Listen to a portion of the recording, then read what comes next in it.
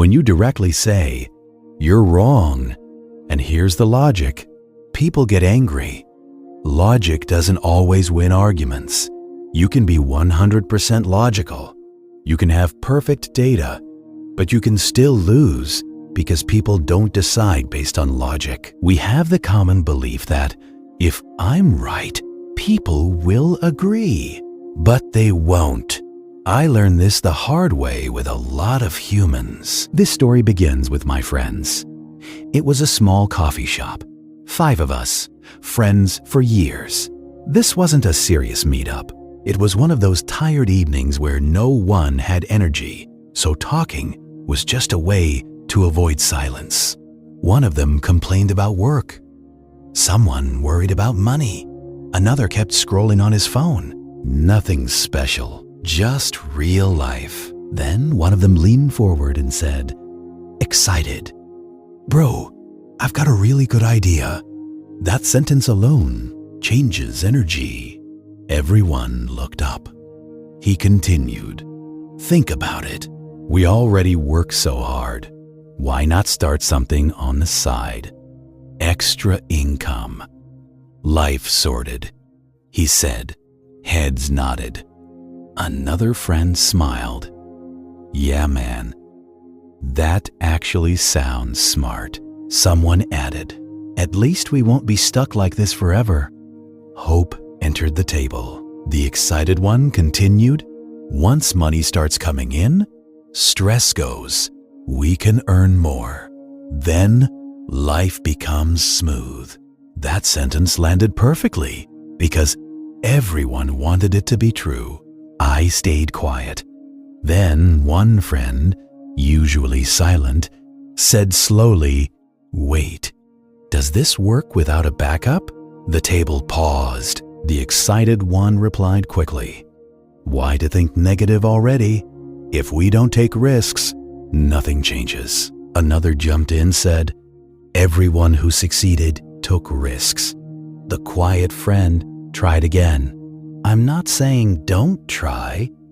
I'm asking, what if it doesn't work?" That's when someone laughed and said, "Bro, this is life.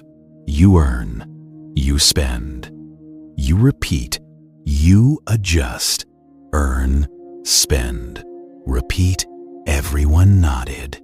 That sentence felt finished, like a rule. That's when I spoke. I said, "But that's exactly the problem." I continued, slowly, if life is only earn, spend, repeat, with no backup, no pause, no space, that's not progress. That's a loop. Silence. I didn't raise my voice. I added, you earn money. You spend it immediately. You wait for the next earning. And you call that stability. Now all of them overlapped with, that's how the world works. So what's the alternative? You're overthinking again. I tried to explain, when there's no backup, every idea feels urgent. When every month depends on the next paycheck, you don't choose ideas, you chase money. But instead of agreement, defenses came up. Not everyone has options. People survive like this for years. I nodded. Yes, they survive. Then I said, they don't build. That was the moment. Voices overlapped again. You sound disconnected. You talk like money is optional. You always make things complicated. The coffee went cold. I stopped talking, not because I ran out of logic, but because I realized something important. They weren't reacting to what I said. They were reacting to what it sounded like I was saying about them. To them, my words felt like, you're living wrong, even though I never said that. So later, we changed topics to music, movies, jokes, but the tension stayed under the table. Later, the excited friend came back to his idea. So yeah, once money comes in, life improves. This time, I tried something different. I said, "You know why that idea feels exciting?" Everyone looked, because right now, most of our money only does one thing. No reaction, it disappears. I continued. Money comes, bills take it. Nothing stays. One friend nodded. That's why new ideas feel like freedom, I said. Not because they're perfect, but because there's no breathing space. Silence. This silence was different, someone said quietly. Yeah, that's actually true. I went on. An idea without backup feels like hope. An idea with backup feels like a plan. Someone asked, "So what are you saying?" I answered, "Before earning more, we need space to breathe." No arguments. That's when it clicked. Earlier when I said, "This doesn't work," they heard judgment. Now when I said, "This explains why this feels hard," they heard understanding. Same logic.